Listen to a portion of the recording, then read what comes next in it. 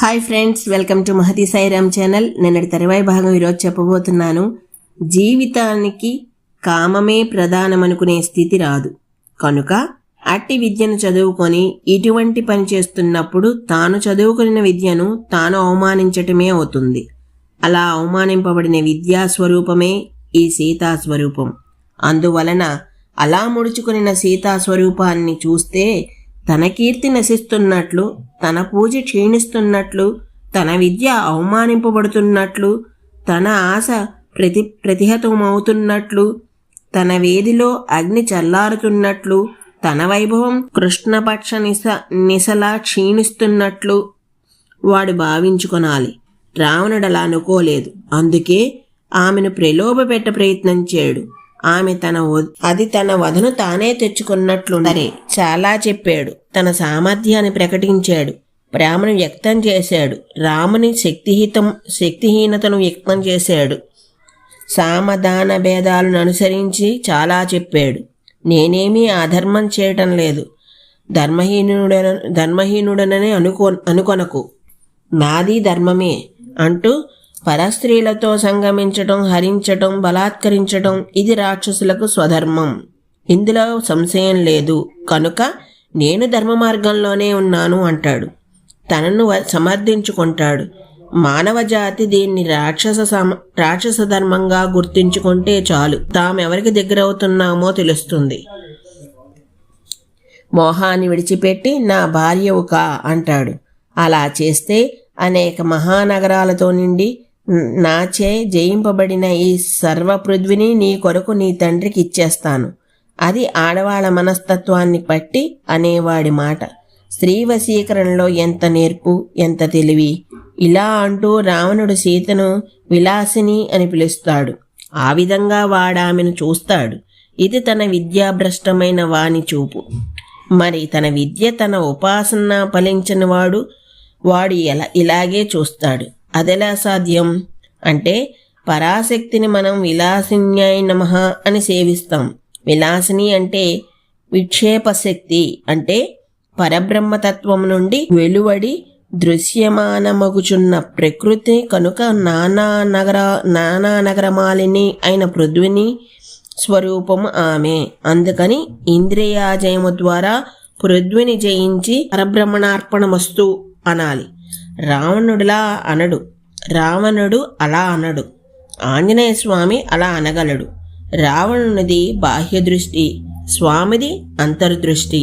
వాల్మీకి మహర్షి ఈ రెంటినీ చెబుతూనే ఉంటారు. మహర్షుల వాక్కులు ఇలా ఉంటాయి. సరే, ఇంకా చాలా చెప్పాడు. సరే, వీడి ప్రలాపనలను విన్నది, బాధపడింది. వాడి కామస్వరూపాన్ని చూసింది, భయపడింది. వాడి అజ్ఞానాన్ని గుర్తించింది, నవ్వుకుంది. చివరకు గడ్డి పరకను అడ్డం పెట్టి మాట్లాడింది. ఎందుకని? పరపురుష ముఖాన్ని లక్ష్యంగా చేసుకుని మాట్లాడటం మగనాలి ధర్మం కాదు కనుక. నా వాక్కును తృణసమానంగా భావించి అలక్ష్యం చేస్తే నా కటాక్షం నీకు దక్కదు అనే హెచ్చరిక కోసం. తృణాన్ని గ్రహించిన స్వామి వలన కాకాసురునిలా వీడు కూడా దీనిచే నాశనం కావాలనే భావంతో, పశు సమానుడివైన నీకదే భోగ్యమని నిరూపించటం కోసం. రామ విరోధంతో నీవు తృణఛేదం జరిగినట్లు సబంధుకంగా నశిస్తావని చెప్పటం కోసం. ఇన్ని అర్థాలను తెలియజేయటం కోసం చిరునవ్వుతో గడ్డి పరకను అడ్డం పెట్టిందట. వాణ్ణి చూసి తుఫాను గాలికి అరటి చెట్టులా వణికిన ఆ తల్లి ఇప్పుడు శుచిస్మిత కావటం ఏమిటి? కాదు, ఆ తల్లి ఎప్పుడూ శోకించినదే కనుక ఆమె ముఖస్వరూపం. అది ఆమెకు కష్టమని మనం భావించుకొనటమే, మనం బాధపడటమే. ఆమె వాక్ ఎప్పుడూ శుచిస్మితమే. అయితే ఇందులో మరొక భావనుంది. రావణుడు మొదటిసారిగా సీతాదేవిని అశోకవనంలో ఆమెను ప్రలోభ పెట్టడానికి ప్రయత్నించిన తన ఇష్టం వచ్చినట్లు మాట్లాడాడు. అదిగో అప్పుడు ఆ తల్లి గడ్డి పరకను అడ్డం పెట్టుకుని మాట్లాడింది. అలా నెలకొకసారి గడ్డి పరకను అడ్డం పెట్టుకుని మాట్లాడుతూనే ఉంది. వాడు కూడా ఒక్కొక్క నెల గడువు తగ్గిస్తూనే ఉన్నాడు. ఇది 13వ గడ్డి పరక.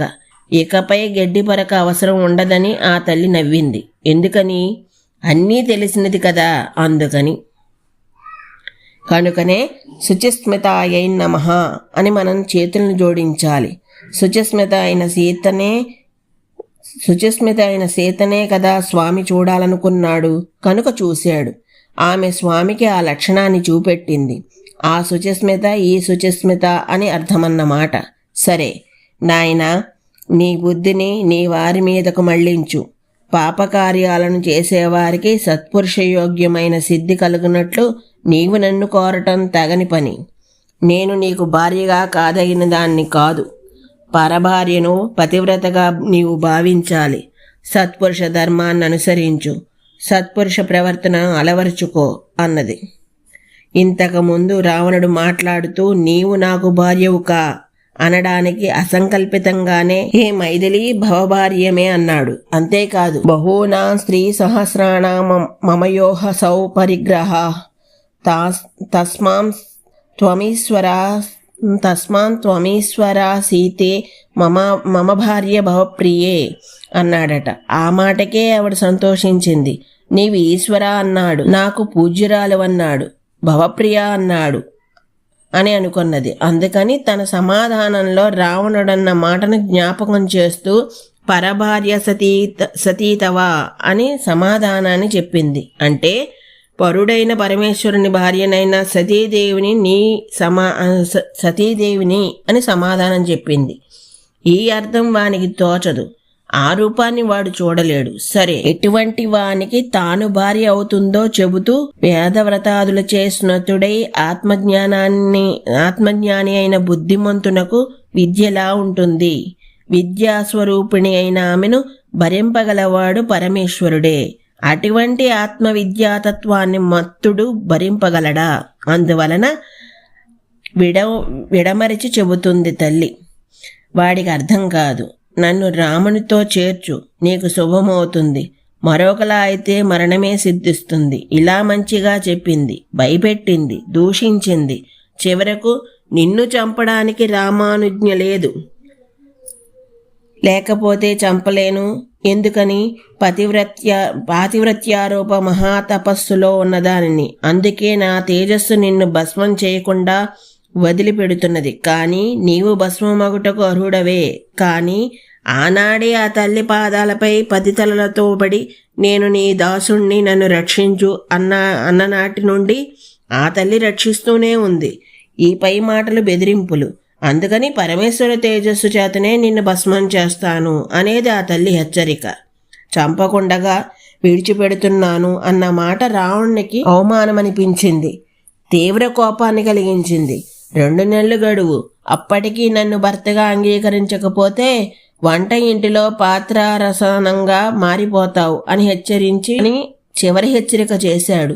అక్కడ కాపలా ఉన్న ఏకాక్షి, ఏకకర్ణి, లంబకర్ణి వంటి వికృత స్వరూపులైన రాక్షస స్త్రీలకు సీతను వేధించటంలో స్వేచ్ఛనిచ్చాడు. ఈ రాక్షస స్త్రీలు ఏకాక్షి, ఏకకర్ణ మొదలు కరాళ, ధూమ్రకేసి వరకు 64. ఈ 64 రావణుడి పాసించే 64 తంత్ర విద్యలు. ఇవి క్షుద్రములు. అందుకు వాటి నామరూపాలు ఆ విధంగా ఉంటాయి. ఇవి మహామాయ నుండి మహాకాళి మతం వరకు ఉన్నాయి. శ్రీ విద్యాతంత్రం స్వతంత్రం కనుక మిగిలిన తంత్రాలన్నీ నిషిద్ధములని శ్రీగౌడపాదాచార్యుల వారు శ్రీశంకరులు నిషేధించారు. అప్పటికి కోపాన్ని అణుచుకొనలేక ఆ తల్లి మీద చేతనెత్తాడు. అప్పుడు రావణ భార్యల్లో ఒకత్తైన ధాన్యమాలిని అడ్డువచ్చి వాడికి చెప్పవలసినట్లుగా చెప్పి శాంతింపజేసింది. కామమోహితుడైన రావణుడు అంతఃపురానికి వెళ్ళాడు. కాపలాగా ఉన్న వారిలో వికట అనేది అంటున్నది. తెలుసు కదా, యవ్వనం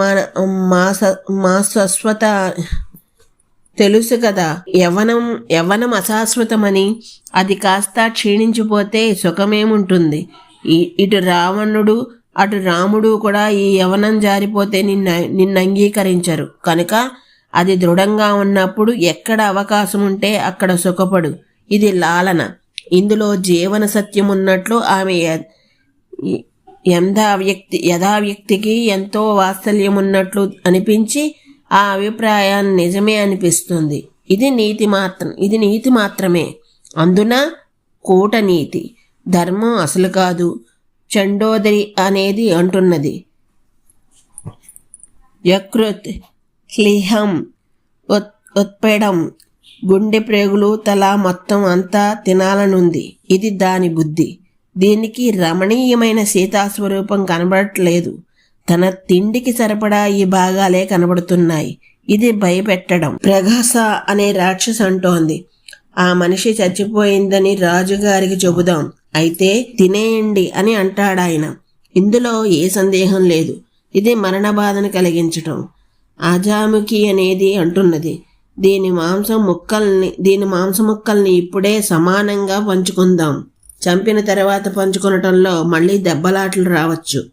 అది నాకిష్టం లేదు అని ఇలా తల్లిని మధ్యలో పెట్టి వాటాలు వేసుకుంటున్నారు.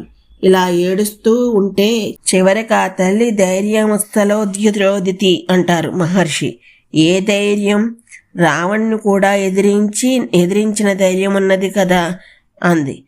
ఇది అసలైన స్త్రీ స్వభావం, మానుష్య భావం. ఆమె కంటనీటితో వక్షస్థలం తడిసిపోతున్నది, శరీరం వణికిపోతున్నది, ఈ తల ఊగిపోతున్నది, జడ మహాసర్పంలా కనిపిస్తుంది. ఆర్తురాలైంది. హా రామ, హా లక్ష్మణ, హా కౌసల్య అని తన ఎంత అనురాగాన్ని పంచిన వారందరినీ, స్త్రీలకైనా పురుషులకైనా కాలము కాని కాలమందు మృత్యువు దుర్లభం అనే పండిత వాక్కున్నదే అది సత్యం. కాకుంటే రామహీనమైన నేను ఈ క్రూర రాక్షస స్త్రీల వేధింపుల మధ్య జీవించటం ఏమిటి? విషం త్రాగైనా మరణిస్తాను. ఈ జీవితం నాకు దుర్లభం. జన్మాంతరంలో నాచే ఎటువంటి పాపం చేయబడిందో కదా. ఛీ, మనుష్య జన్మ. అందున పారతంత్ర్యం. చావడానికి కూడా స్వాతంత్ర్యం లేదు అనుకుంటున్నది. ఇదొక చిత్రం. మనుష్యుల వలన వచ్చిన ఇబ్బంది ఏమిటి? రాక్షసుల వల్ల వాక్పౌరుషాన్ని ప్రకటించలేకపోవటం, అది తప్పని తెలియటం, వాళ్ళు తిట్టినా మనం తిట్టకూడదనే వివేకాన్ని కలిగి ఉండటం, భాతృవంశవర్తిని అయి ఉండమని ఎవరు చెప్పారు? ఇక్కడ భర్త లేడు కదా, తాను స్వతంత్రింపవచ్చును కదా. అది కాదు, ఎవరూ చెప్పరు. తనకు తానే ఆ నియమాన్ని విధించుకున్నది, పరిపాలిస్తున్నది. ఆ విషయాన్ని స్మృతుల నుండి గ్రహించి వానియందు విశ్వాసం కలిగి ఉన్నది. ఇదంతా దేని వలన? మానుష్య భావం వలన. మరణించుటకు కూడా స్వాతంత్రం లేకపోవటం ఏమిటి? ఆత్మహత్య దోషమని తెలుపు శాస్త్రమును తానెరుగును. ఆత్మహత్య దోషమని తెలుపు శాస్త్రమును తానెరుగును. తనకు శాస్త్రమందు కృతజ్ఞత ఉంది. తనకు తానుగా ప్రాణత్యాగం చేయలేని స్థితి తాను పొందినది. ఈ స్థితి ఎందుకు కలిగినది అంటే మనుష్యభావం వలన. ఇప్పుడు ఆలోచిస్తే మనుష్యభావం నందు దిక్కు పుట్టదు. అహో, మనుష్యభావం ఎంతటిది అని అనిపిస్తుంది. పెద్దలకు లొంగి ఉండటం, ఎట్టి పరిస్థితుల్లోనూ ఆత్మహత్యకు ప్రయత్నింపకపోవటం, ఈ రెండు మనుష్య లక్షణాలు. ఇవి ఆలోచన వలన పుడతాయి, ఆవేశం వలన నశిస్తాయి. ఆవేశం తామస లక్షణం. ఇది మహర్షి మనకు చెప్పిన విషయం. సరే, ఆలోచిస్తున్నది. రామునకు నేను జ్ఞాపకమున్నానా అని సందేహిస్తుంది. ఎదురుగా ఉంటేనే స్నేహం, దూరమైతే అది కనబడకుండా పోతుంది. రాముని విషయంలో నా స్థితి ఇంతే కావచ్చు అని అనుకుంటుంది. మళ్ళీ ఆలోచిస్తుంది, ఛీ, అలా కాదు, అది కృతజ్ఞులయందు, నా రాముని యందు కాదు. ఇలా తర్కించుకుంటుంది, తనను తాను నిందించుకుంటుంది. రాక్షస స్త్రీల పరుషవాక్యాలను సహిస్తుంది. త్రిజట వంటి ఉత్తమ రాక్షస స్త్రీల ఓదార్పులను పొందుతుంది. త్రిజట స్వప్న వృత్తాంతంలో సీతాదేవి సావిత్రి స్వరూపంగానే భావింపబడింది. రామచంద్రమూర్తి పరబ్రహ్మ స్వరూపంగానే భావింపబడినాడు. త్రిజట వేదవాక్కును ప్రతీక. మళ్ళీ జీవితం మీద విరక్తిని పెంచుకుంటుంది. మరణోద్యుక్త అవుతుంది. అయ్యో, విషం త్రాగో, కత్తి పెట్టి పొడుచుకునో చావాలని అనుకుంటే ఈ రాక్షస గృహంలో విషం ఇచ్చేవాడెవడు, కత్తి ఇచ్చేవాడెవడు? రాక్షసతత్వం ఏమిటంటే ఎదుటివానికి ఏది సుఖమో దాన్ని వాడు అంగీకరింపడు. ఎదుటివానికి మరణం వలన సుఖం కలుగుతుందనుకుంటే చావనీయుడు, బ్రతుకుట వలన సుఖం కలుగుతుందనుకుంటే బ్రతకనీయుడు. దీనికి భిన్నమైతేనే మానవత్వం. సరే, అలా దుఃఖించి మరణ ప్రయత్నం చేస్తూ తన జడనే కంఠానికి పెనవేసుకుని తన వారినందరినీ తలుచుకుని ప్రాణత్యాగ ప్రయత్నంలో ఉన్నది. ఇక్కడ వాల్మీకి మహర్షి ఒక మహార్థాన్ని కథా సంవిభాగంలో అనుగ్రహించారు. సీతాదేవి మృత్యువును కోరి ఉరిపోసుకుని చనిపోవుటకు ప్రయత్నించింది. ఇది 28వ సర్గలోని విషయం. పరాశక్తి మృత్యుధార కుటారిక అని పేరు. అంటే అష్టావిశంతి సంఖ్యాకానాం మృత్యూనాం ఛేదకతత్వత్ కూఠారో భవేత్ దారుపదస్య అష్టావింశ సంఖ్యాపరతత్వాత్ అని వ్రాస్తారు భాష్యకర్తలు. ఎంత ఆశ్చర్యం! 28 విధాల మృత్యువులకు ఆ తల్లి గొడ్డలి పెట్టు. సీతను పరాశక్తిగా భావించకపోతే 28వ సర్గలో ఈ ప్రస్తావన ఎందుకు తెచ్చినట్లు? పైగా ఇంతకుముందే ఆమె ప్రసిద్ధిలా విద్యలా ఉందన్న మహర్షి విద్యార్థిని ప్రవేశపెట్టే విద్యా ప్రకటనను చేస్తున్నారు. వెంటనే తరువాత సర్గలో శ్రీరామ కథ ప్రారంభం చేస్తారు. అంటే చదువుకు శ్రీరామ చుట్టారన్నమాట. ఇప్పుడు అదృశ్యం కాబోయే విద్య మళ్లీ దృశ్యమానమవుతుంది. సీతాదేవి ఆత్మహత్యా ప్రయత్నం తన కోసం కాదు, ఆమెకి ఎప్పుడు కనిపించాలో తెలియక మరణావస్థలో ఉన్న స్వామిని దింపడానికి ఇది మహార్థం. మనోహరమైన రెప్పలతో నలుపు తెలుపు అయిన కనుగ్రుండ్లతో కుశేసిని అయిన సీతావామ నయనం ఒకసారి అదిరిందట. అది ఎలా ఉన్నదంటే సరస్సులో ఉన్న తామర పువ్వు అందులో తిరుగుతున్న చేప తాకిడికి అదిరినట్లు ఉన్నదట. ఇది వాల్మీకి మహర్షి ఉపామ సౌందర్యం. ఎంత సున్నితంగా అదిరిందో, అదిరిన దాన్ని ఎంత సుందరంగా చెప్పవచ్చో మనకు తెలుస్తుంది. ఆ తల్లి పద్మనయన, మీనాక్షి, ఇవి రెండునూ కాని మహాసౌందర్యం మరొకటున్నది. అది వక్త్రలక్ష్మీ పరివాహ చలన్మీ నాభలోచనత్వం. అదిగో అది ఈ ఉపమాన అంతరార్థం. ఇది ఉపమాలక్ష్యం. సరే, ఈ నిమిత్తానికి ఆ తల్లి ఆశ్చర్యపడింది, శోకాన్ని విడిచింది, ధైన్యం పోయింది, తాపం శాంతించింది, సంతోషం వలన సత్వం పెరిగింది. ఇప్పుడు ఆ తల్లి ముఖం శుక్లపక్షంలో వృద్ధి పొందుతున్న చంద్రుని కలరాత్రిలా ఉందట. ఇటువంటి ఆర్యాముఖాన్ని స్వామి చూసి అనుకుంటున్నాడు, దుఃఖ సంతపత్ అయిన ఈమెను నేను ఊరడించాలి. ఊరడించకుండా వెడితే నా గమనం దోషభూయిష్టమవుతుంది. ఈ తెల్లవారుజామున ఈమె నా చేత ఊరడింపను పొందకపోతే తెల్లవారేటప్పటికి జీవితాన్ని త్యజించవచ్చు. ఈమె సందేశం లేకుండా నేను చూసి వెడితే ఏమాత్రం ప్రయోజనం ఏమిటి? ఈమె సందేశం లేకుండా నేను చూసి వెడితే మాత్రం ప్రయోజనం ఏమిటి? అందువలన ఈమెతో మాట్లాడాలి. ఎలా? ఏ భాషలో మాట్లాడాలి? సంస్కృతంలో మాట్లాడితే రూపం వాదనం కనుక మాయావి అయిన రావణుడని అనుకుని ఈ తల్లి భయపడుతుంది. అందువల్ల మానుష్య భాషలో మాట్లాడుతాననుకున్నాడు. ఆ భాష మైథిలి. ఏ భాషలో మాట్లాడాలో తెలిసింది. ఏం మాట్లాడాలి, ఎలా మాట్లాడాలి, ఈ 2 సందేహాలు. ఈ రోజుకి ఎక్కడ తాపుతున్నాను, మిగతాది రేపు చెప్తాను. అంతవరకు ధన్యవాదాలు.